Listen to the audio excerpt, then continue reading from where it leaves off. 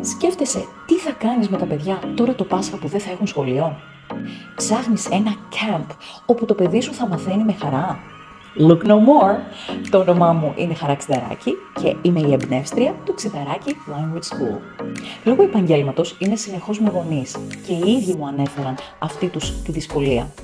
Έτσι, αποφάσισα να δημιουργήσω ένα camp αλλιώτικο από τα άλλα. Φυσιολογικό λένε όσοι μας γνωρίζουν, μιας και έχουμε λάβει 2 βραβεία. Χρυσό και ασημένιο βραβείο για τη δημιουργικότητά μας και τα προγράμματα σπουδών που δημιουργούμε και προσφέρουμε στους μαθητές μας. Φέτος το Πάσχα θα εξασκήσουμε τα αγγλικά μας μέσω του Messy Play, των πειραμάτων, της κυπουρικής και με πολλές ακόμη δραστηριότητες που ενθουσιάζουν τα παιδιά. Θες να σου πω τι είναι το Messy Play? Είναι ένα βιωματικό παιχνίδι που δεν έχει κανόνες λάθος ή σωστό. Είναι ένα ελεύθερο παιχνίδι μέσα από το οποίο το παιδί χρησιμοποιεί όλες τις αισθήσεις του για να παίξει, να μάθει και να χαλαρώσει. Οι φροντιστές και οι παιδαγωγοί ενσωματώνουν το Messy Play στα μαθήματά τους και έτσι διευκολύνουν τη βιωματική μάθηση. Τα ωφέλη πολλά για το παιδί.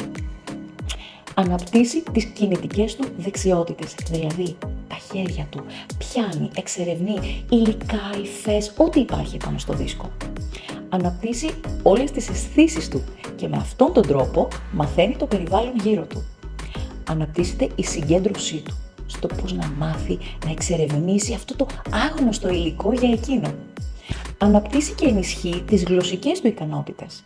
Μαθαίνει μαθηματικά, χημεία, φυσική, ναι αμέ.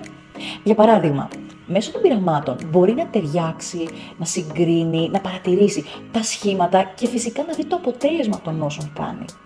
Σε γενικές γραμμές, εντάσσοντας το Messy Play στην ξενόγλωση εκπαίδευση, το παιδί χαλαρώνει, απολαμβάνει με όλες τις αισθήσεις του, εκφράζει τα συναισθήματά του και κυρίως αποκτά αυτοπεποίθηση και χαρά. Μερικές ακόμη από τις δραστηριότητες που θα έχουμε στο camp είναι φυσικά τα πασίγνωστα πειράματα του Ξιδαράκη Language School. Θα φτιάξουμε δικό μας slime, κινητή άμμο, θα κάνουμε κυπουρική, αυτό το είπα κιόλας, θα κάνουμε kids yoga, θα ακολουθήσουμε φυσικά και τα πασχαλινά έθιμα και άλλα πολλά. Είναι δίγλωσσο το camp, έτσι αν σε ενδιαφέρει να μάθεις περισσότερες πληροφορίες, ακριβώς τις ημερομηνίες κλπ, συμπλήρωσε τη φόρμα που θα βρεις από κάτω και η παιδαγωγός μας από τη Σκανδιναβία και εμείς θα σε καλέσουμε άμεσα για τις λεπτομέρειες.